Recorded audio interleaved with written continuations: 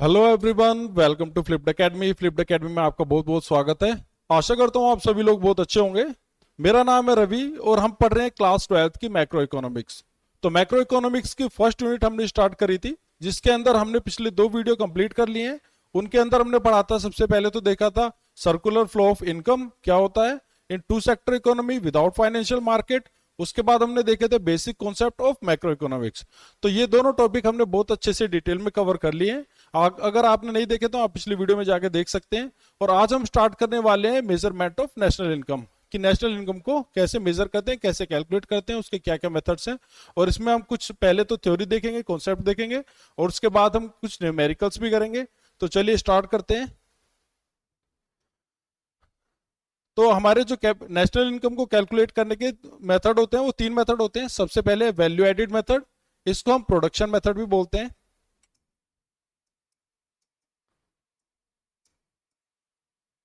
तो इसमें जो हम नेशनल इनकम कैलकुलेट करते हैं वो कैलकुलेट करते हैं कि कितना हमारा वैल्यू एडिशन हुआ है, कितना प्रोडक्शन हुआ है, उसके बेसिस पे हम देखते हैं कि कितनी हमारी नेशनल इनकम है। ठीक है। दूसरा मेथड है हमारा इनकम मेथड, इसमें जितनी भी इनकम होगी उसको हम कैलकुलेट करेंगे।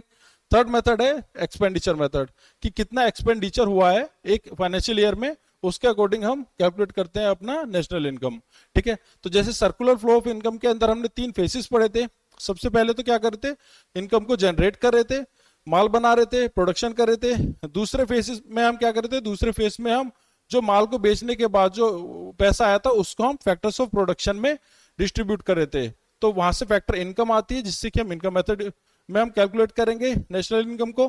थर्ड क्या होता है, जो फैक्टर इनकम थी जो हाउस होल्ड के पास चली गई थी, उसको वो फर्दर क्या करते हैं, एक्सपेंड करते हैं, स्पेंड करते हैं, एक्सपेंडिचर करते हैं, कंजम्पशन एक्सपेंडिचर, जिसके बेसिस पे हम एक्सपेंडिचर मेथड में इन नेशनल इनकम को कैलकुलेट करते हैं। ठीक है। तो उन्हीं जो सर्कुलर फ्लो ऑफ इनकम था, उसी के जो 3 फेजेस हैं, उसी से हमारे 3 मेथड्स बने हैं नेशनल इनकम को कैलकुलेट करने के।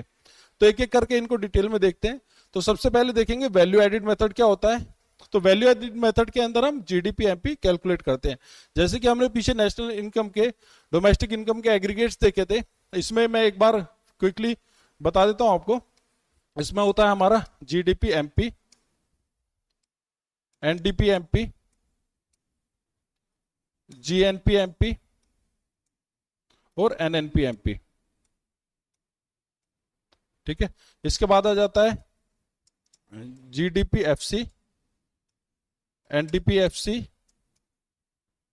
जीएनपी एफसी और एनएनपी एफसी।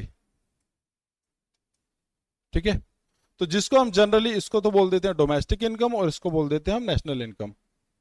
जीडीपी मतलब gross domestic product at market price, ये gross domestic product at factor cost. ये हो जाता है हमारा net domestic product at market price. फिर अगेन आ जाएगा gross national product at market price, net national product at market price. इधर आ जाता है हमारा net domestic product at factor cost, gross national product at factor cost and net national product at factor cost. तो ये हमारे अलग अलग एग्रीगेट्स हैं। अब हमारे जो अलग अलग मेथड है उनसे भी अलग अलग एग्रीगेट्स की जो हमारे नेशनल इनकम है वो कैलकुलेट होती है। जैसे कि अगर हम बात करें वैल्यू एडिड मेथड से, तो वैल्यू एडिड मेथड से हमारा जीडीपी एमपी कैलकुलेट करते हैं हम। ठीक है। एक बार ये हमारा निकल गया, उसके बाद हम इजीली इसको कन्वर्ट करके कोई भी दूसरा एग्रीगेट निकाल सकते हैं। तो जैसे जीडीपी एमपी है, इससे हमें जीडीपी एफसी निकालना है, तो एमपी से एफसी हमें कन्वर्ट करना है। तो हम क्या करते हैं, ये मार्केट प्राइस से फैक्टर कॉस्ट कन्वर्ट करना है, तो हम नेट इनडायरेक्ट टैक्स को इसमें से माइनस कर देंगे, तो हमारा जीडीपी एफसी निकल आएगा। इसी तरह हमें अगर जीडीपी एमपी से एनडीपी एमपी निकालना है, ग्रोथ से नेट में कन्वर्ट करना है, तो हम क्या करते हैं, इसमें से डेप्रिसिएशन को माइनस कर देते हैं। ठीक है। इसी तरह से अगर डोमेस्टिक से हमें कन्वर्ट करना है नेशनल में, तो हम क्या करेंगे, हम नेट इनकम फ्रॉम अब्रॉड को ऐड कर देंगे। ठीक है। तो इस तरह से हम एक बार एक कोई भी एग्रीगेट निकल जाए, उससे हम इजीली दूसरे एग्रीगेट में कन्वर्ट कर सकते हैं। तो अब पर हमें ये पता होना चाहिए कि हम वैल्यू एडिड मेथड से जो कैलकुलेट कर रहे हैं इनकम को, वो हमारी कौन सी इनकम है। तो यहाँ पे जो कैलकुलेट होती है वो जीडीपी एमपी कैलकुलेट होती है। ठीक है। अब इसका एक बार फॉर्मूला देख लेते हैं क्या होता है।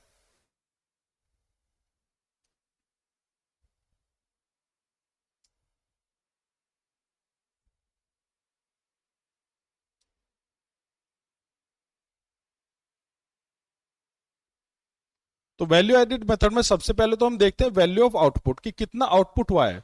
ठीक है, जो माल बनाया है उसकी वैल्यू क्या है, मार्केट वैल्यू क्या है, उसमें से हम माइनस कर देंगे इंटरमीडिएट कंजम्पशन, कि उसको बनाने में क्या क्या खर्चा आया है, कितना कंजम्पशन हुआ है, उसको हम माइनस कर देंगे, मतलब टोटल आउटपुट माइनस कंजम्पशन। ठीक है, इंटरमीडिएट कंजम्पशन। तो ये हमें कर देंगे तो हमें वैल्यू एडिट पता चल जाएगी कितनी वैल्यू एडिशन हुई है। ठीक है, अब इनको हमें पता होना चाहिए वैल्यू ऑफ आउटपुट क्या होता है। तो वैल्यू ऑफ आउटपुट निकालने के लिए हमें क्या करना होगा,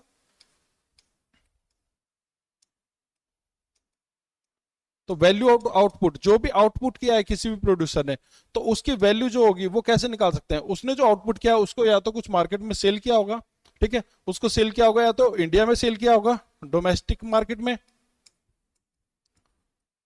डोमेस्टिक मार्केट में सेल किया होगा, या फिर उसमें से कुछ माल एक्सपोर्ट किया होगा, उसने बाहर सेल किया होगा इंडिया से। ठीक है,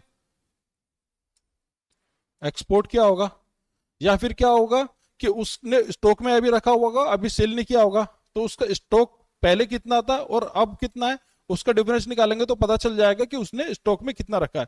तो स्टॉक, चेंज इन स्टॉक निकालने के लिए हम क्या करेंगे, ending stock minus opening stock.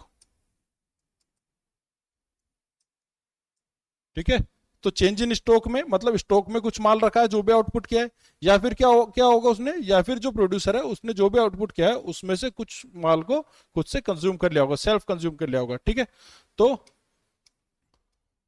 Produced for self consumption. ठीक है, तो अगर हमें वैल्यू ऑफ आउटपुट निकालनी है तो हमें क्या ऐड करना होगा, domestic sale plus export, ending stock minus opening stock, और प्रोडक्शन फॉर सेल्फ कंजम्पशन। अगर इन चीजों को हम ऐड कर देते हैं, तीनों चीजों को, तो फिर हमारा क्या निकल जाएगा, वैल्यू ऑफ आउटपुट। ठीक है, तो ये तीनों चीजें हमें ऐड करके हमारा वैल्यू ऑफ आउटपुट निकल जाएगा।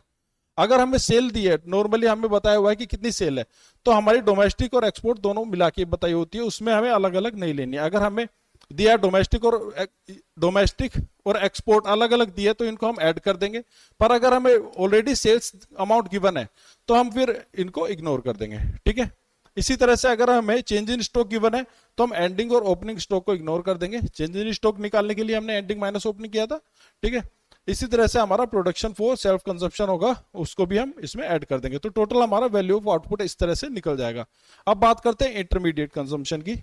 इंटरमीडिएट कंजम्पशन क्या होता है, कैसे इसको कैलकुलेट करते हैं।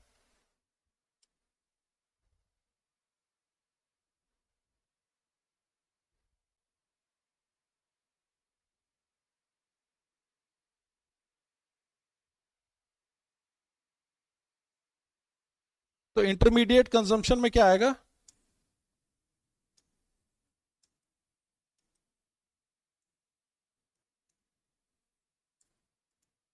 इंटरमीडिएट कंजम्पशन, कंजम्पशन किस चीज का होगा, रॉ मटेरियल का होगा।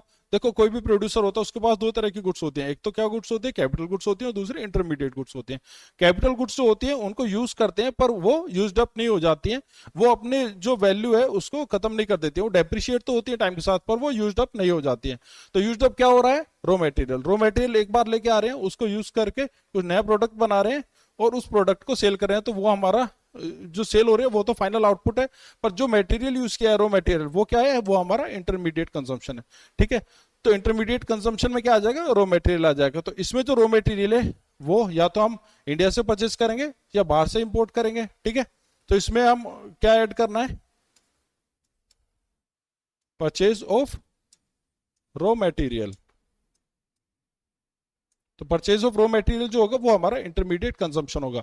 अगर परचेज ऑफ रॉ मटेरियल नहीं दिया है तो हमें क्या करना है, domestic purchase of raw material,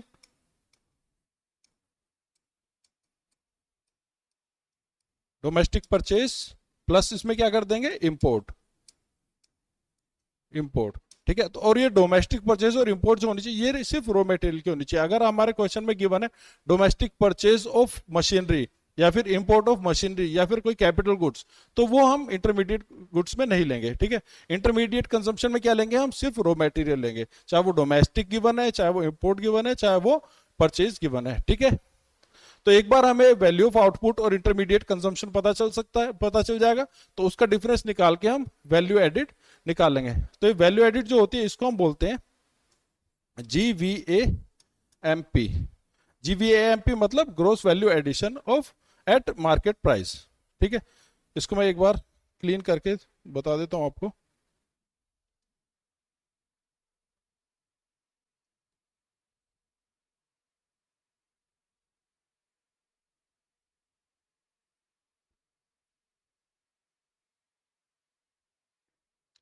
तो इस मेथड से हमें क्या निकलेगा, GVAMP gross value addition at market price. ठीक है, अब ये जीवीएएमपी हमें जो निकला है ये एक फर्म का निकला है, एक प्रोड्यूसर का निकला है। पर हमें अगर निकालना है जीडीपी एमपी, तो जीडीपी एमपी क्या होता है, ये एक पूरे इकोनॉमी का होता है, एक पूरे डोमेस्टिक टेरिटरी का होता है। ठीक है, तो जीडीपी एमपी हमें निकालने के लिए हमें क्या करना होगा, जितने भी फर्म्स हैं सभी का प्रोडक्शन ऐड करना होगा। ठीक है, सभी का जो वैल्यू एडिशन है उसको ऐड करना होगा। ये एक फर्म का वैल्यू एडिशन है, तो इस तरह से हम सभी को ऐड करने के लिए क्या करेंगे, सभी को ऐड कर देंगे। Sigma GVA MP is equal to GDP MP. ठीक है, तो ये था हमारा वैल्यू एडिड मेथड। इसका हम एक क्वेश्चन न्यूमेरिकल कर लेते हैं, उसके बाद हम आगे के जो मेथड्स है उनको देखेंगे।